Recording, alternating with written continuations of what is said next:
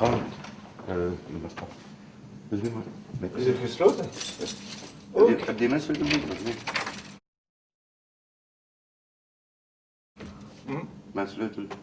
Ja. Heb je die? Nee. Nee. Oh, dan zeg je er nog. Oh ja, ik heb hem. Hier is die Wacht sleutel. even, wacht even. Wat kan je praten? Nou, doof.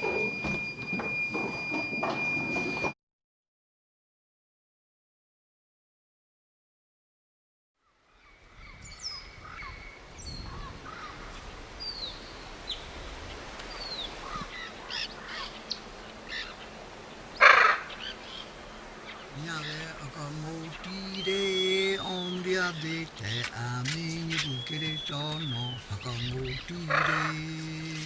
akamoti de omria de te ami bukere tono akamoti de homeido akamoti de omria omro jani te ami bukere tono akamoti de omro jani te ami. Le territoire Kayapo, grand comme le Portugal, s'étend du nord-est du Mato Grosso au sud-est du Pará, au centre du Brésil, en pleine forêt amazonienne. Les Kayapos, dont la population est estimée à 5500 personnes, excellent dans l'art de se peindre le corps et surtout dans l'art de la plume. La plus importante des coiffes Kayapo n'est pas la plus spectaculaire. C'est une simple coiffe blanche surmontée d'une unique plume rouge, et c'est celle qui, selon la légende, a donné naissance à toutes les autres.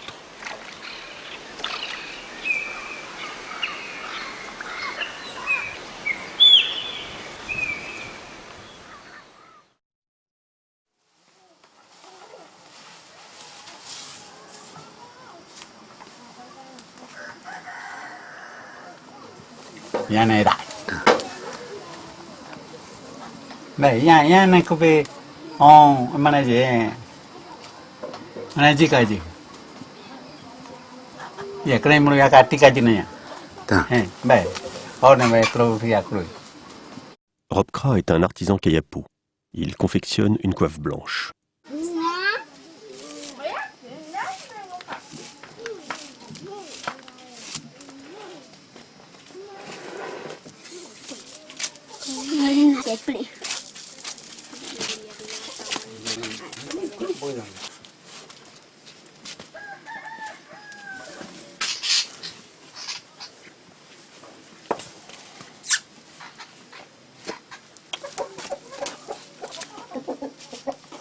I'm not going to see you by film. Guardate.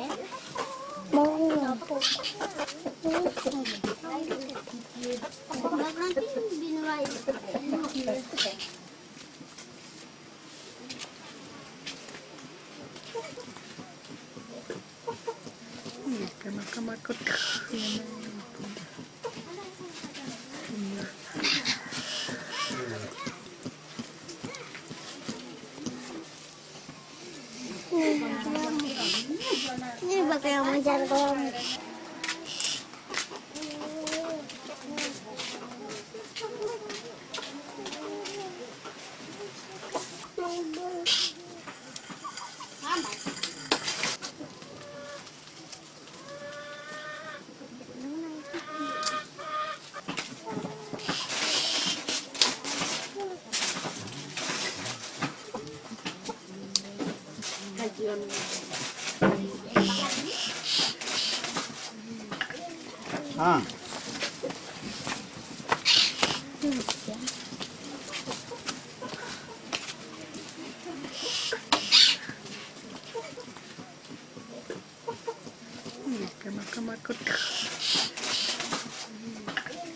ada mai ke mana nah bunuh ke bah sana daripada macam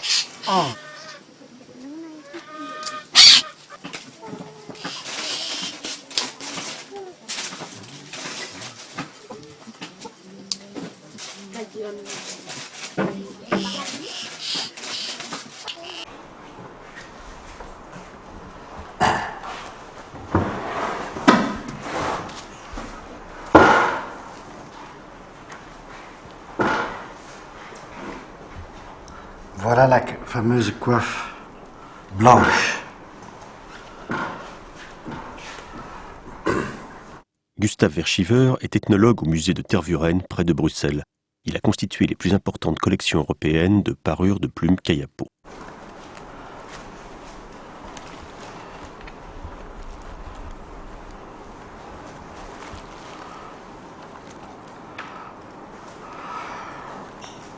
Celle-ci s'appelle en Kayapo Kraimno Yakati. Ça veut dire le grand cercle en blanc. Au fond, il est fait. Mon Dieu.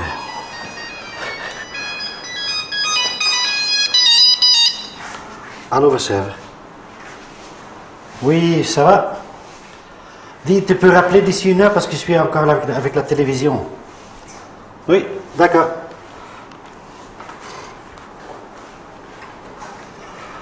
Donc cette coiffe, elle est au fond c'est un bonnet qui est fait de fibres végétales. Ça fait un bonnet avec les plumes montées dessus.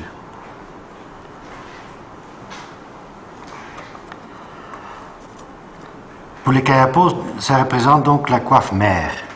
C'est la première coiffe qui a été créée avant que les autres oiseaux ont été créés et avant que donc ils ont pu initier le processus de fabrication des autres coiffes. Cette coiffe-ci, je ne l'ai jamais pu acquérir dans un village en échange. Celle-ci m'a été donnée par mon père, qui était donc un porteur qui avait le privilège de le porter. Mais c'est très rare de l'avoir parce que comme il n'y en a que 2 ou 3 par village, et dans certains villages qu'un seul, c'est toujours très difficile d'en acquérir pour des collections. Je ne l'ai jamais demandé cette coiffe parce que comme je savais l'importance pour les Kayapos, j'ai jamais demandé pour en avoir un. C'est mon père qui un jour est venu dans ma maison, j'avais une maison, là, une hutte, et qui m'a dit, écoutez, je vous amène ça. Il la met sur ma table et puis il repart. Après, je suis allé le voir, je lui ai bien demandé des explications. Il m'a dit, écoutez, je veux que tu montres ça dans ton pays, à ton peuple, pour qu'ils comprennent les Kayapos. Mon père, dans le village, son nom c'est Begogoti, c'était à l'époque le chef Kayapo le plus vieux.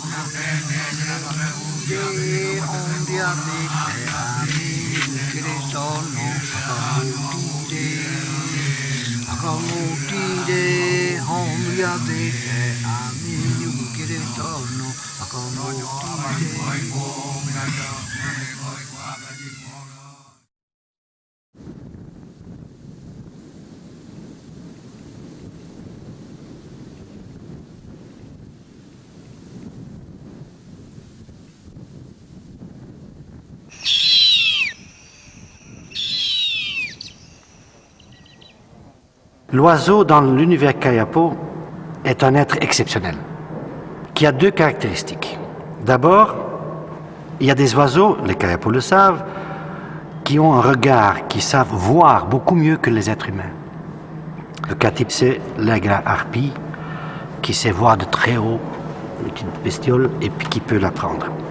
Un deuxième aspect très important pour l'oiseau, c'est qu'il sait voler, traverser de longues distances, beaucoup plus vite que n'importe quel être humain. Alors, le chaman, quand il veut apprendre quelque chose, quand il veut voir au-delà du monde réel Kayapo, il se transforme dans un autre animal. Ça peut être un jaguar, ça peut être un capivare, n'importe quoi, mais souvent c'est un oiseau. Et le plus souvent encore, l'aigle harpie. Pourquoi? Parce que justement, en étant oiseau, le chaman peut aller voir très loin. En plus, s'il se transforme en aigle harpie, il peut aller jusqu'au bout du monde. À l'extrême est du monde, il y a une araignée, gigantesque qui lie le ciel avec la terre. Et de l'autre côté, c'est au fond la centralisation de toute la sagesse et de toute la connaissance kayapo qui se trouve là. Parce que les chamans, quand ils meurent, leur esprit va de l'autre côté de cette araignée. Donc c'est vraiment l'endroit sacré dans l'univers kayapo. Personne ne s'est traversé ça. Tout le monde est pris dans l'araignée. Sauf quand on est un grand oiseau comme l'aigle harpie. Parce que là, on s'est allé de l'autre côté.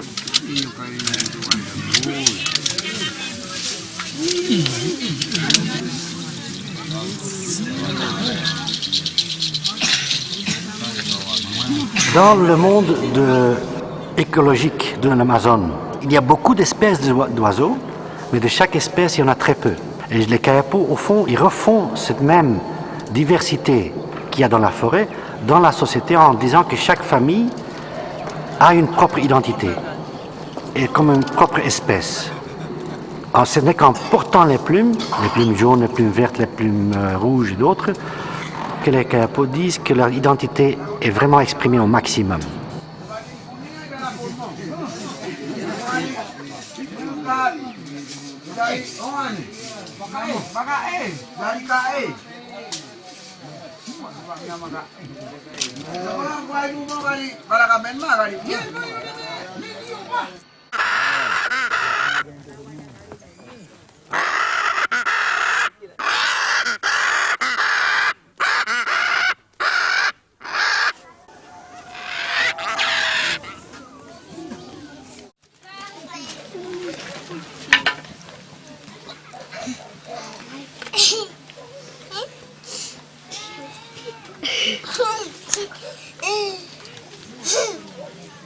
Dans le monde kayapo, il y a 3 couleurs qui sont importantes.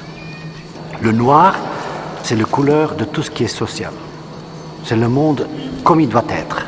C'est la couleur normale.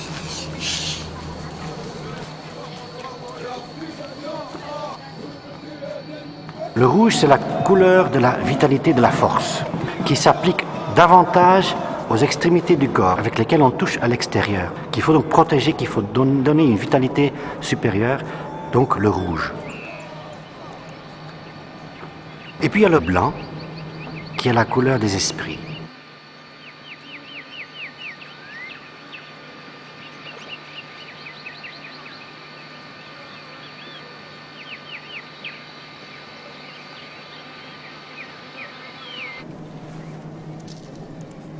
Et voilà la grande coiffe portée par un seul homme, cette coiffe qui a été donc créée avec les plumes de l'aigle harpie, monstre mythologique, l'oiseau mère qui a donné naissance à cette coiffe mère pour les kayapos. Pourquoi est-ce qu'il n'y a qu'un seul homme qui le porte? Donc il y a une maison, une famille dans le village kayapo qui a le droit de porter cette coiffe.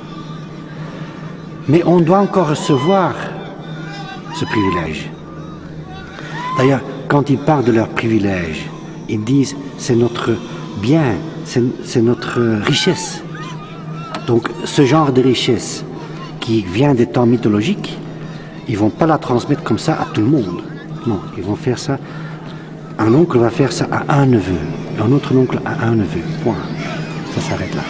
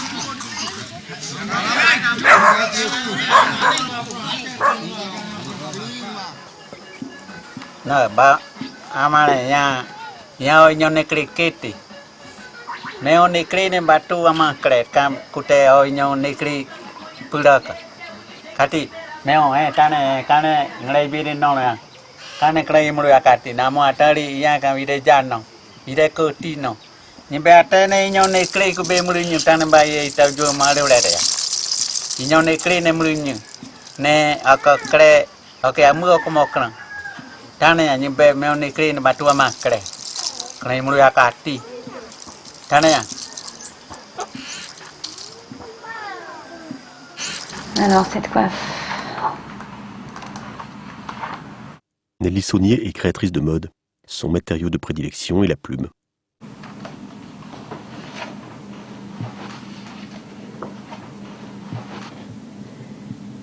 C'est marrant parce que ça me fait penser au temps qui passe en fait. Je sais pas si ces gens ils ont des cheveux blancs par exemple. Ça me fait penser à ça. Au temps qui passe et au passage d'un savoir et même de l'esprit.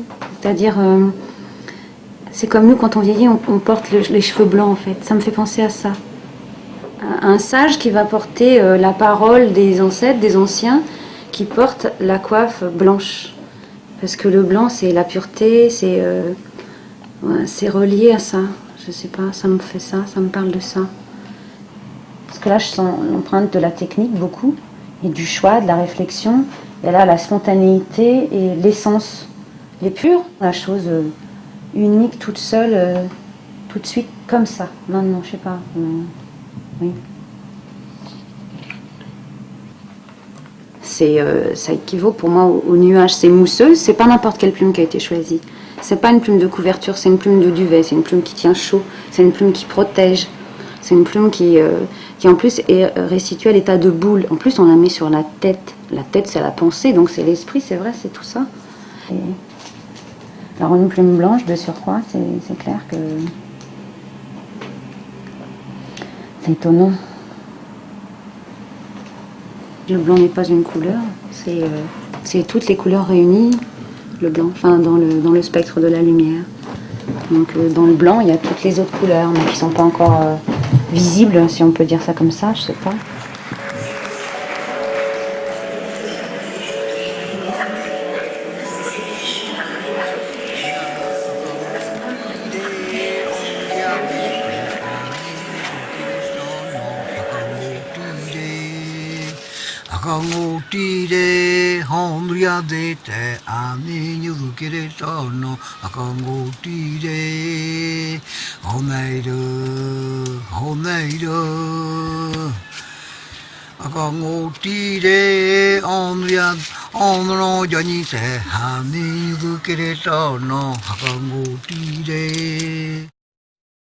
Nul groupe m'a autant touché, j'ai autant sympathisé que les Chicrines, que les Kayapos.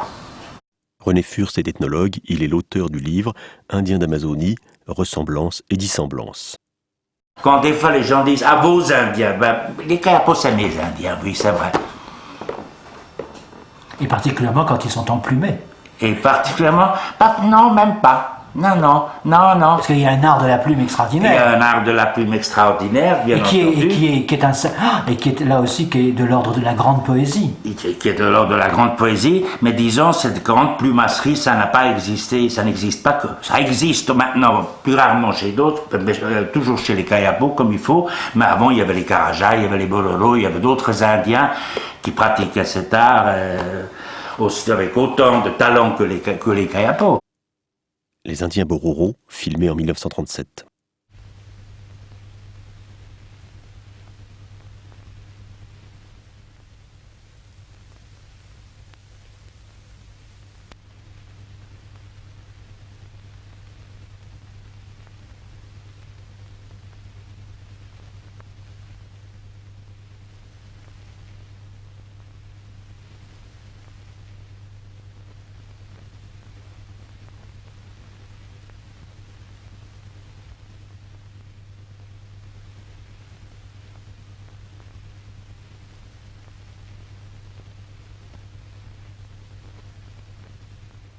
Bah, pour moi, un kayapo, même pas peint, mais ça dans son simple attirail quotidien, ben, je le préfère à tout kayapo emplumé ou ce que vous voudrez. J'aime vraiment ces gens-là, c'est pas à cause de leurs plumes, c'est parce que il y a quelque chose que j'arrive pas à expliquer qui fait que nous sommes très proches. Et j'aime aussi leur côté guerrier, leur côté rebelle, leur côté de pas se soumettre. Parce qu'il est très intéressant de constater que dans ces Indiens du Brésil, il y a 20-30 ans en arrière, contre la construction de la transamazonienne et tout ça, on disait il va pas en rester grand-chose de tous ces gens. Eh bien, regardez, les groupes les plus hostiles à l'époque à l'homme blanc, type Chavante, type Kayapo, c'est ceux qui survivent aujourd'hui. Donc, quelque part, il vaut mieux être un guerrier qu'un paisible agriculteur.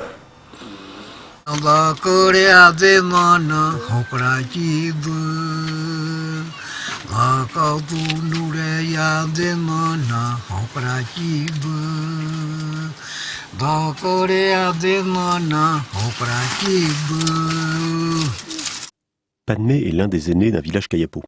Il raconte la légende de la première coiffe.